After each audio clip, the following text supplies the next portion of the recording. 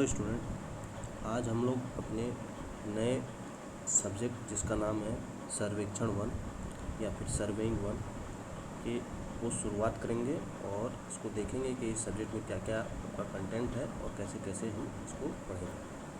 तो आपका ये जो सब्जेक्ट है हम डिस्कस करेंगे केवल बीटी यूपी बोर्ड यानी board of technical education Uttar Pradesh को ध्यान में रखते हुए ये जो सिविल इंजीनियरिंग डिप्लोमा कोर्स में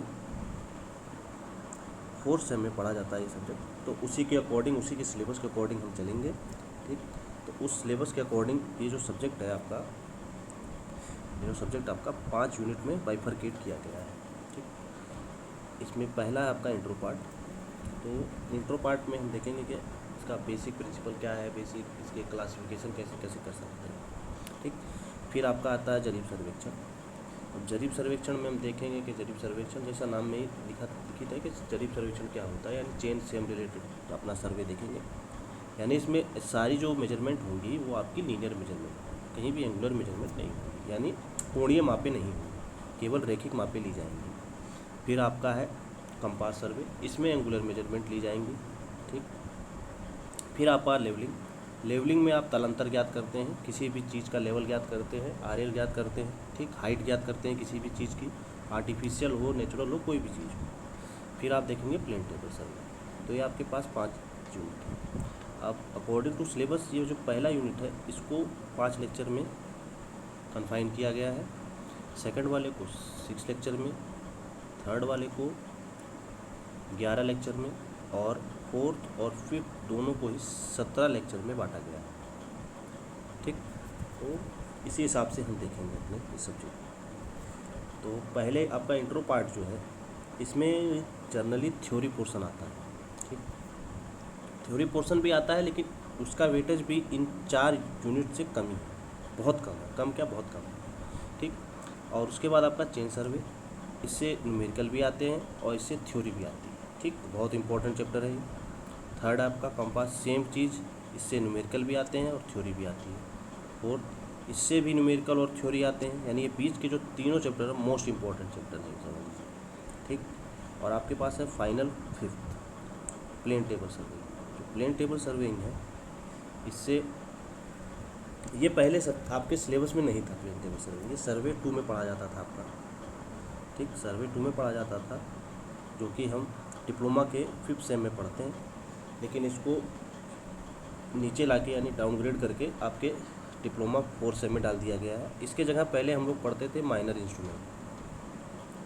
ठीक, माइनर इंस्ट्रूमेंट पढ़ते थे जो कि अब हटा दिया गया है। ठीक, तो आप जब पिछले साल के क्वेश्चन देखेंगे तो आप उसको इग्नोर करेंगे, माइनर इंस्ट्रूमेंट के क्वेश्चन को, और प्लेन टेबल सर्वेइंग से क्वेश्चन आएंगे क्योंकि ये सिलेबस में यही चीज़ मिलती है। ठीक, तो हम प्लेन टेबल सर्वेइंग ही देखेंगे, माइनर इंस्ट्रूमेंट नहीं देखेंगे क्योंकि हम सिलेबस तक ही कन्फाइंड रहेंगे अपने। अब आपका पास पहले यूनिट है, पहली यूनिट आपके पास क्या है, आपके पास पहले यूनिट है इंट्रोडक्शन। जैसा कि इसके नाम में ये लेक्चर 5 लेक्चर में बांटा गया है, ये पहले डिस्कस कर चुका हूँ।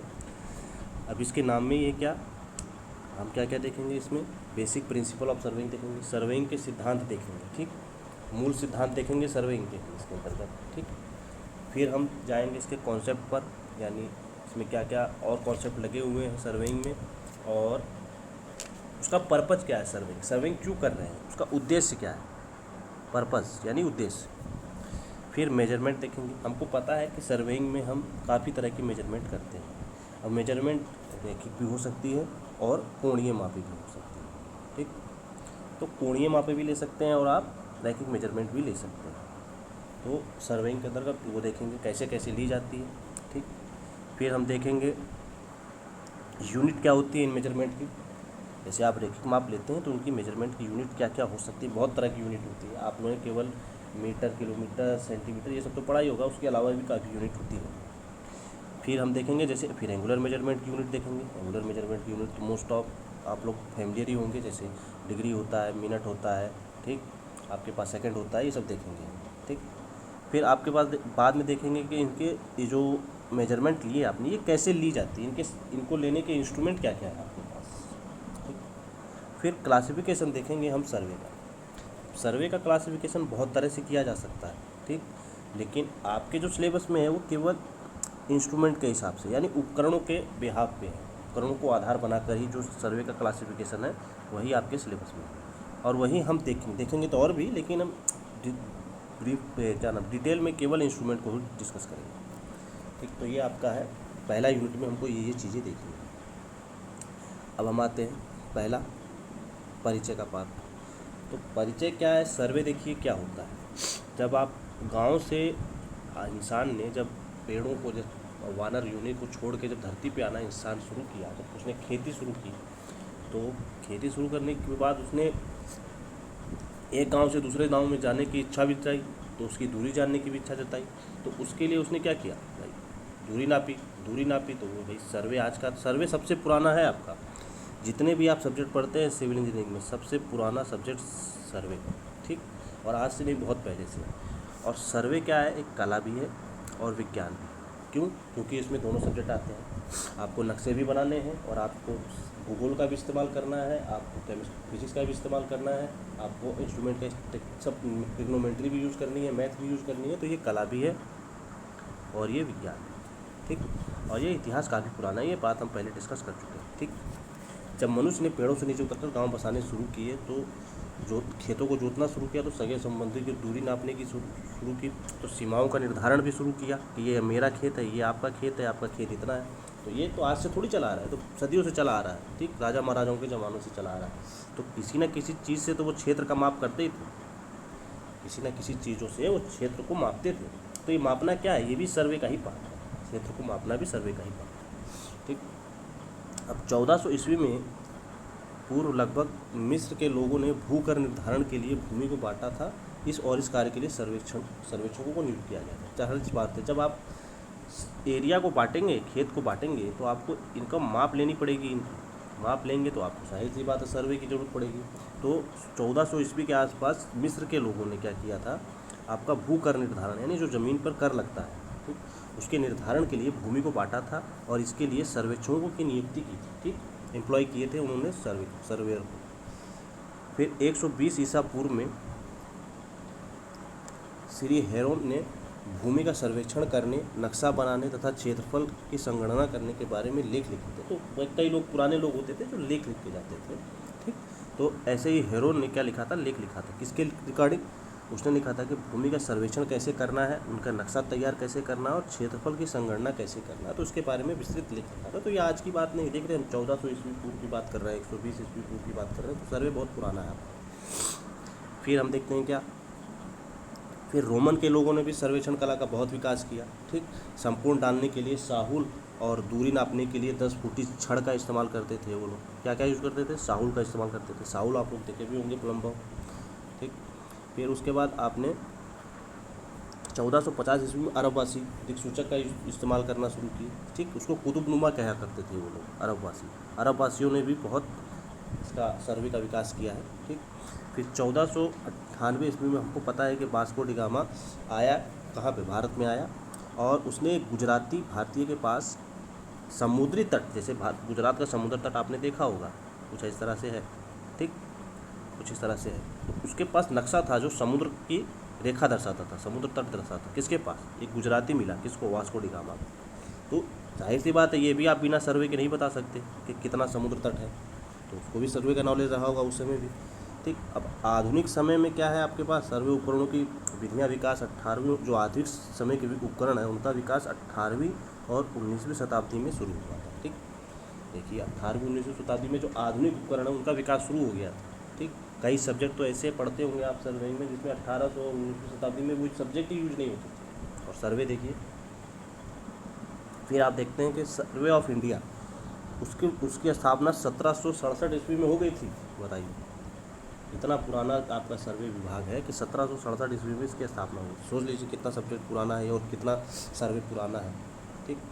अब भूमि की महत्व बढ़ने के साथ साथ सार्वजनिक विकास कार्यों, सड़क निर्माण, रेल, सुरंगों इत्यादि के निर्माण की आवश्यकता पड़ी, ठीक। अब जैसे जैसे विकास हुआ तो जाहिर सी बात है आपको सड़कों का निर्माण करना पड़ेगा, रेल मार्गों का निर्माण करना पड़ेगा, नहरों का निर्माण करना पड़ेगा, सुरंगों का निर्माण करना पड़ेगा, ठीक।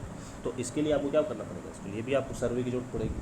तो सर्वे का विकास धीरे धीरे आज भी जारी है, ऐसी बात नहीं सर्वे का विकास है, पिछले 10 साल 15 साल में बहुत विकास हुआ सर्वे का, नए नए इंस्ट्रूमेंट आ गए हैं, ठीक, एकदम एक्यूरेसी बढ़ गई है सर्वे कार्य करने की। तो ये आपका, हाँ, तो अब हम लोग आगे देखते हैं अपना सर्वेक्षण। सर्वेक्षण की परिभाषा देखते हैं कि सर्वेक्षण किस चीज़ को, सर्वेक्षण क्या नाम है, क्या सर्वेक्षण आपका सर्वेक्षण है। देखिए, भूमि पटल पर अथवा भूगर्भ व आकाश, तीन जगह बोला मैंने, क्या, भूपटल के अंदर यानी भूगर्भ में और आकाश में, ठीक, स्थित विभिन्न प्राकृतिक व कृत्रिम बिंदुओं की आकृति और उनकी सापेक्ष स्थिति ज्ञात करने की कला को ही सर्वेक्षण कहते हैं, ठीक। जो विभिन्न प्रकार की, जैसे दो विभिन्न बिंदुएं हो सकती हैं, ठीक। अब ये बिंदु कहाँ कहाँ हो सकते हैं, ये भूगर्भ में हो सकते हैं, भूपटल पर हो सकते हैं, सरफेस पे हो सकते हैं, बीनीथ द अर्थ सरफेस हो सकते हैं, और अबव द ग्राउंड हो सकते हैं, यानी आकाश में कहीं भी हो सकते हैं। इनकी सापेक्ष स्थिति ज्ञात करना, ठीक। अब ये बिंदु क्या हो सकते हैं, ये आर्टिफिशियल भी हो सकते हैं और नेचुरल भी हो सकते हैं, ठीक। नेचुरल मतलब जैसे आप लखनऊ से दिल्ली की बताते हैं, ठीक, दूरी बताते हैं तो क्या है, और जैसे आप सूर्य की पृथ्वी से दूरी बताते हैं, ठीक। तो प्राकृतिक बिंदु आपके पास क्या क्या हो सकते हैं, कोई बिल्डिंग है उसकी ऊंचाई हो, ठीक, या फिर कोई शहर है आपके पास जो बसा है उसकी समुद्र तल से ऊंचाई ज्ञात कर रहे हो आप। अब कृत्रिम क्या हो सकता है, जैसे सूरज से आप धरती की दूरी बताते हो, या धरती से मंगल की दूरी बताते हो, ये सब क्या है, ये नेचुरल बॉडीज़ हैं, इनकी दूरी बता रहे हो, सापेक्ष स्थिति बता रहे हो। धरती कितने अंश के कोण पे झुकी हुई है, तो धरती नेचुरल बॉडी है, तो आप उसकी आकृति बता रहे हो, स्थिति बता रहे हो, कितने अंश पे झुकी, तो ये आपने कैसे बताया, ये सर्वेक्षण का ही काम है। और क्या क्या इसके अंदर, अब पहले से निर्धारित रैखिक व कोणीय मापों द्वारा वांछित बिंदुओं व रेखाओं भूमि पर स्थापित करने को भी सर्वेक्षण ही कहा जाता है। जैसे मान लीजिए आपके पास कोई नक्शा है, इसमें आपके पास कोई मैप बना हुआ है, ठीक। अब इस मैप को ज़मीन पे उतारना ये भी सर्वेक्षण का ही पार्ट है, ठीक। अगर आपके पास कोई नक्शा है उसको ज़मीन पर उतारना ये भी सर्वेक्षण का ही पार्ट है, ठीक। और क्या, और डाटा कलेक्ट करना, डाटा कैसा, जो आपने दूरी मापी है, ठीक, वो डाटा कलेक्ट करना और फिर इससे ये नक्शा तैयार करना, ये भी सर्वेक्षण।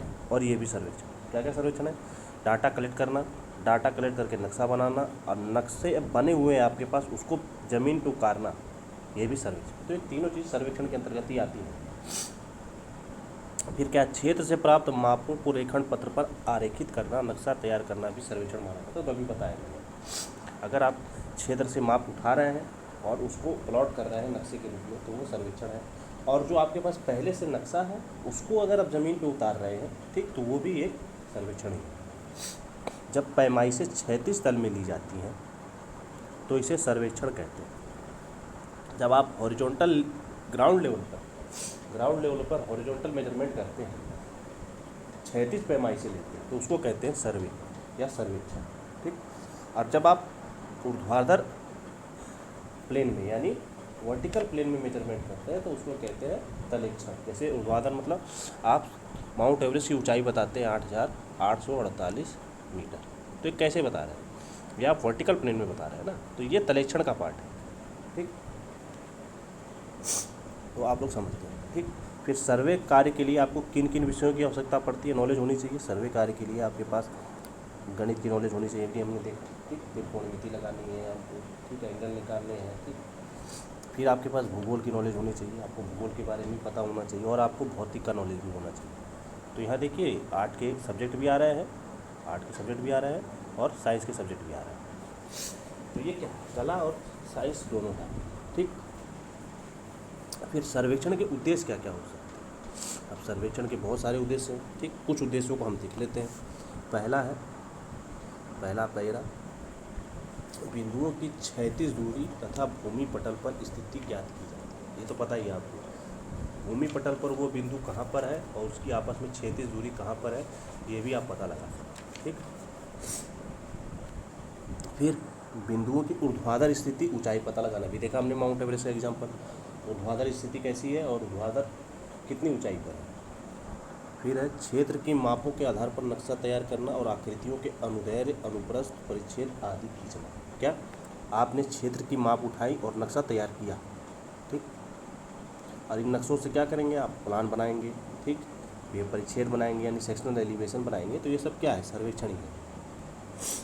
फिर क्या है, सड़कों, रेल मार्गों, नहरों आदि के निर्माण कार्य में मिट्टी की कटाई और भराई का अनुमान लगाना, ठीक, कैलकुलेशन करना। जैसे आप सड़क कैसे हो सकती है, ऐसी हो सकती है, तो आपको कहीं पे मिट्टी भरनी पड़ेगी, कहीं पे मिट्टी काटनी पड़ेगी, तो इनका अनुमान, इनका पता कैसे लगाएंगे आप, सर्वेक्षण के थ्रू ही पता लगा सकते हैं। फिर भवनों के विन्यास, हम लोग देखते हैं कि जब खुदाई की जाती है फाउंडेशन के लिए तो हमको लेआउटिंग करनी पड़ती है, ठीक, तो वो कैसे किया जाता है, वो भी सर्वे के आधार पर ही किया जाता है, बिना सर्वे के आप नहीं कर सकते।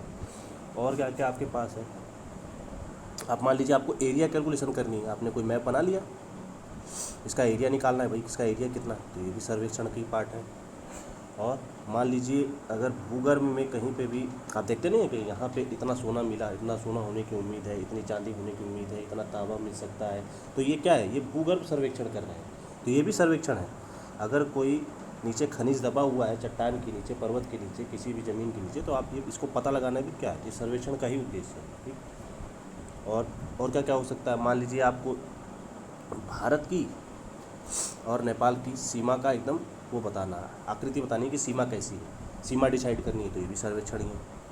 देखते होंगे आप लोग मैकमोहन रेखा ये सब बताते हैं आप लोग, तो देखते होंगे कि मैकमोहन साहब ने मैकमोहन रेखा डिसाइड की, तो वो कैसे की, सर्वेक्षण का ही पार्ट है ये सब, ठीक। और आगे देखते हैं, अब आगे क्या हमारे पास, अब सर्वेक्षण का वर्गीकरण। तो अब हम सर्वे का वर्गीकरण जो है कई हिसाबों से देख सकते हैं, कई बेस कर सकते हैं, किसी भी बेस पे हम उसको क्लासिफाई कर सकते हैं यानी वर्गीकरण कर सकते हैं। आपके सिलेबस में केवल उपकरण के आधार पर है, लेकिन ये उपकरण, ये जो ये आधार है, ये आपको समझना बहुत जरूरी है। क्यों? क्योंकि इससे न्यूमेरिकल क्वेश्चन आते हैं एग्जाम में आपके।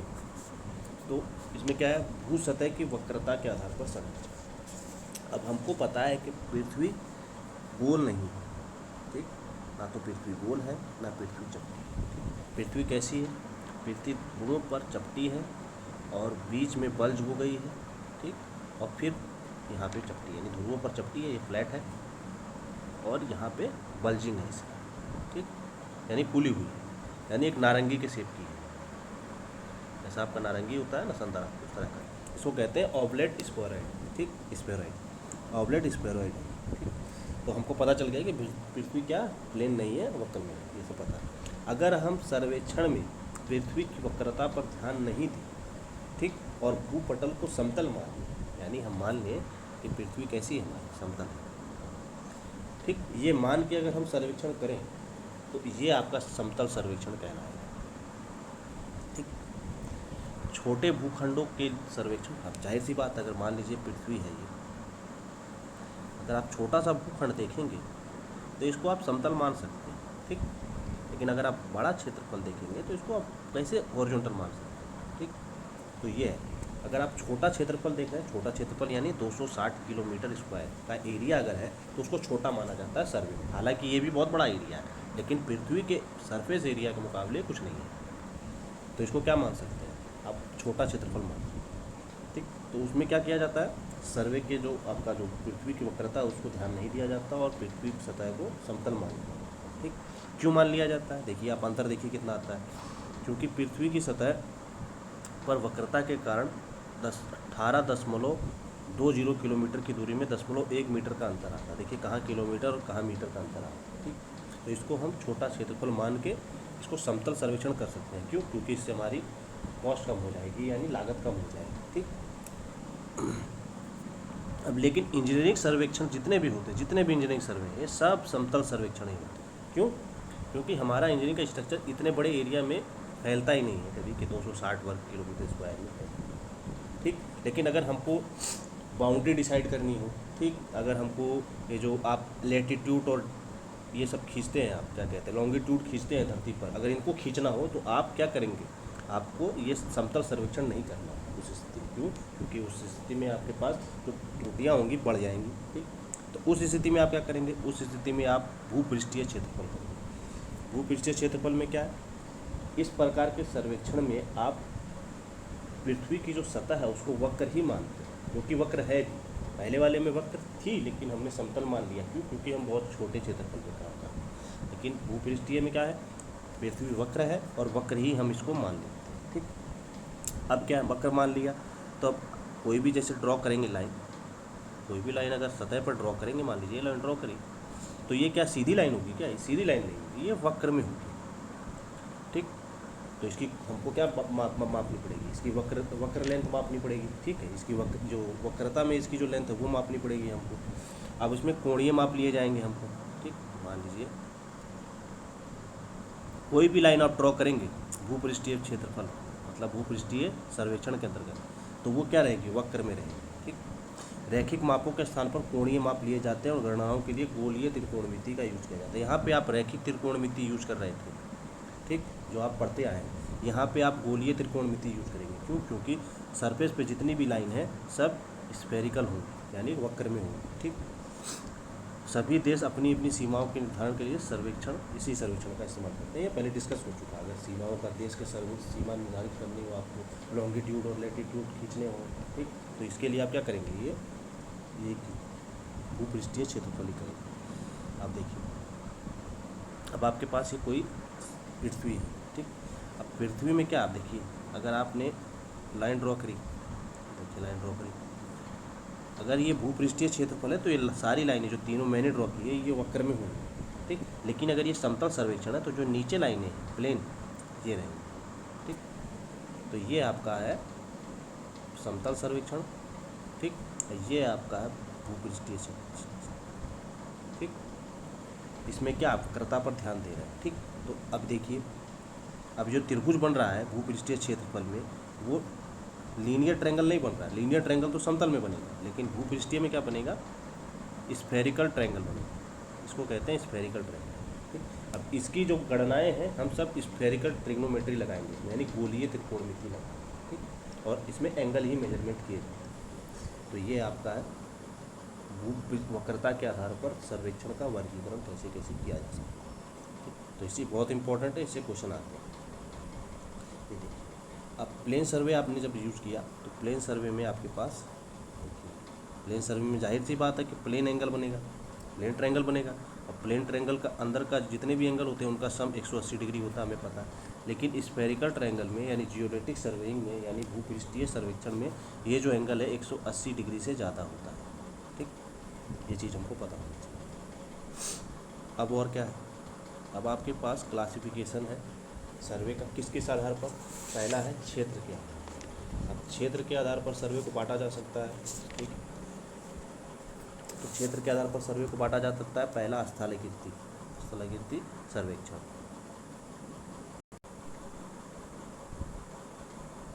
तो पहला आपके पास है टोपोग्राफिकल सर्वे। तो टोपोग्राफिकल सर्वे मतलब अगर मान लीजिए आपको किसी क्षेत्र की स्थलाकृति बतानी है।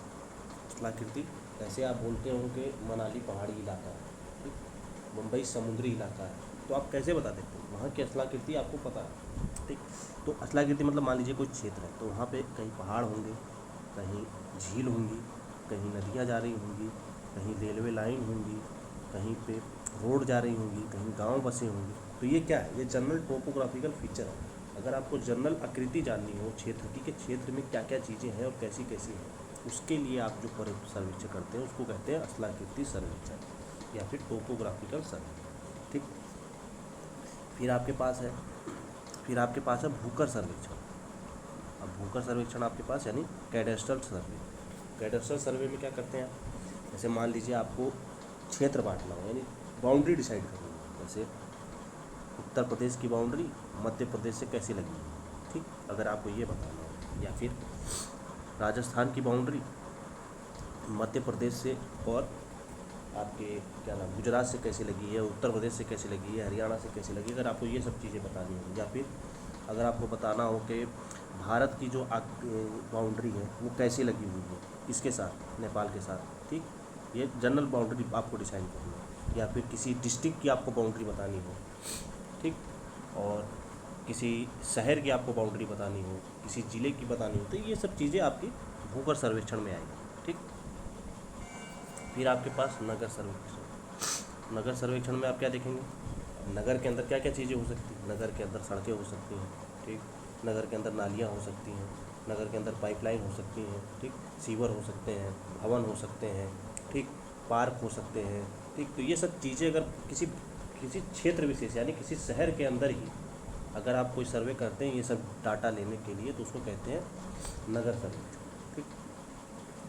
फिर आपके पास है जल राशि सर्वेक्षण, हाइड्रोग्राफिकल सर्वे, नाम में लिखा हुआ है जल राशि मतलब जल से रिलेटेड है। तो जल से रिलेटेड क्या क्या हो सकती है, नदियाँ हो सकती हैं, नहरें हो सकती हैं, ठीक, आपके पास झील हो सकती हैं, आपके पास जलाशय हो सकते हैं, ठीक, आपके पास समुद्र हो सकता है, ठीक, इनका विस्तार, इनमें क्या क्या डिस्चार्ज है, इनकी आकृति कैसी है, ठीक, इनका इन पे बांध निर्माण के लिए आपको डाटा कलेक्ट करना हो, अगर मान लीजिए बांध है, बांध बनाने के आपको सिंचाई करनी है, तो आपको पता होना चाहिए पानी कितना क्वांटिटी में रुकेगा या कितना क्वांटिटी पानी मिलेगा आपको, ठीक।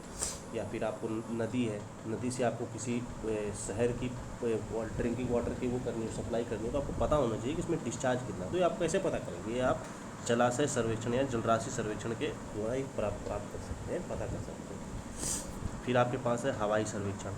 हवाई सर्वेक्षण ऐसी जगहों पे किया जाता है जहाँ पे ये आप पहुँच ना पाए, खुद ना पहुँच पाए। जैसे किसी इलाके में बाढ़ आ गई, अब बाढ़ आ गई तो आप यहाँ खुद तो पहुँच नहीं सकते, तो आप क्या करेंगे, एरियल यानी हवा में रह के मतलब एरोप्लेन के थ्रू आप क्या करेंगे, सर्वेक्षण करेंगे कि कितना इलाका डूबा हुआ है, कितना इलाका सूखा हुआ है, कितना इलाका पानी में इतना डूब गया है। तो ये आप सब कैसे पता लगाएंगे, अब उसके क्या नाम है, हवाई सर्वेक्षण के थ्रू ही पता लगा पाएंगे। ये क्या आप जब उद्देश्य आपको क्षेत्र के आधार पर, क्षेत्र कैसा है, क्षेत्र में आप जा सकते हैं कि नहीं, क्षेत्र में आप क्या चाहते हैं, स्थलाकृति कैसी है, जलीय जल स्तर कितनी है, तो आप अलग सर्वे करेंगे, ठीक। फिर अगला आपके पास है खगोलीय सर्वेक्षण। खगोलीय पहले बता चुके हैं। अब मान लीजिए आपको चंद्रमा से पृथ्वी की दूरी बतानी हो, पृथ्वी से सूरज की दूरी बतानी हो, पृथ्वी से मंगल की दूरी बतानी हो, तो कैसे बता रहे हैं आप, पृथ्वी कितने अंश के कोण पर झुकी हुई, कैसे बताया। तो ये सब खगोलीय सर्वेक्षण, ठीक, यानी एस्ट्रोनॉमिकल सर्वे। फिर आपका उद्देश्यों के आधार पर, उद्देश्य क्या आपका, उद्देश्य क्या है। अब इंजीनियरिंग उद्देश्य हो सकता है, सीधी सी बात है। इंजीनियरिंग उद्देश्य मतलब आप उस कहीं पे निर्माण कार्य करना चाहते हैं, जैसे नहर बनाना चाहते हैं, सड़क बनाना चाहते हैं, पुल बांध, ये सब जो क्या इंजीनियरिंग स्ट्रक्चर ही तो है। अगर आप ये बनाना चाह रहे हैं तो ये इंजीनियरिंग सर्वेक्षण आपको करना है। दूसरा है जल सर्वेक्षण। जल सर्वेक्षण मतलब आपको मान लीजिए कोई नदी है, कोई तालाब है, अगर इनका आपको डाटा उठाना हो, डाटा मतलब इनकी मात्रा कितनी है, इसके अंदर पानी कितना है, इसकी गहराई कितनी है, कितने प्रकार का है, क्या है, तो ये सब आप करेंगे जल सर्वेक्षण। भूगर्भ नाम में लिखा हुआ है, अगर आपको धरती के किसी बिंदु पर या किसी अंदर या पहाड़ के किसी अंदर आपको कोई मिनरल निकालना हो या फिर मिनरल की खोज करनी हो, तो आप क्या करेंगे, इसके लिए भूगर्भ सर्वेक्षण करेंगे, ठीक है। फिर और क्या कर सकते हैं आप, फिर खान सर्वेक्षण, ठीक। और भूगर्भ सर्वेक्षण में क्या देख सकते हैं, मान लीजिए आपको कोई टनल गुजारनी हो ज़मीन के नीचे से, तो आपको पता होना चाहिए कि ज़मीन के नीचे आखिर है कैसी चट्टानें हैं, क्या ये आपस में अपने आप में खड़ी रह सकती हैं या हमको कुछ और अरेंजमेंट करने पड़ेंगे, ठीक। तो ये सब आप कैसे पता लगाएंगे, भूगर्भ से। खान, अगर आपको कोई मटेरियल निकालना, जैसे गैस निकालनी है, जैसे आपको चूना पत्थर निकालना है, आप कोयला निकालना है, तो ये आप पता कर पाएंगे खान सर्वेक्षण के अंतर्गत, ठीक। फिर क्या, पुरातत्व सर्वेक्षण।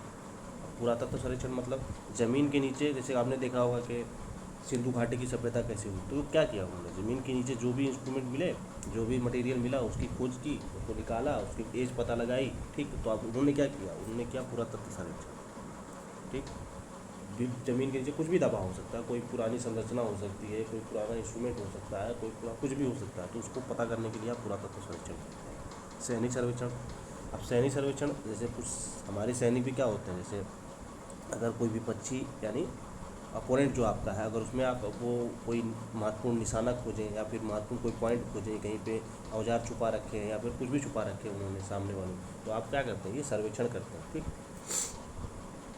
और ये आपका है उद्देश्यों के आधार पर सर्वेक्षण। अगला है आपके पास उपकरणों के आधार पर सर्वेक्षण, ठीक।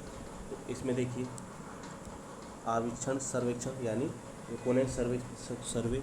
अब रिकोनेंस सर्वे में क्या है, रिकोनेंस सर्वे में आप कोई जनरल इंस्ट्रूमेंट नहीं होता, केवल आप टहलकदमी करके आप पता लगाते हैं कि उस इलाके में क्या चीज़ें कैसी हैं, ठीक। और जरीब सर्वेक्षण जैसा नाम लिखा है वही इंस्ट्रूमेंट उसके अंदर यूज होता है। तो इसमें क्या लिखा है, इसके आप जैसा कि टाइम ख़त्म होने वाला है हमारा, तो हम लोग ये इसके आगे नेक्स्ट वीडियो में डिस्कस करेंगे लेक्चर 2 के अंतर्गत, ठीक। तो अभी हम लोगों ने क्या क्या देखा, हम लोगों ने देखा सर्वे क्या होता है, ठीक, सर्वे के अंदर क्या क्या पढ़ना है, इंट्रोडक्शन पार्ट में क्या है, सर्वे का परिचय क्या है, सर्वे की डिफिनीशन क्या है, सर्वे के उद्देश्य क्या है, सर्वे का वर्गीकरण कैसे कैसे किया जा सकता है। हमने 2-3 वर्गीकरण देखे हैं, आखिरी वर्गीकरण देखेंगे जो कि आपके सिलेबस में भी है, कौन सा, उपकरणों के आधार पर सर्वे, ठीक। अब इसको हम अगले लेक्चर में देखेंगे। Thank you.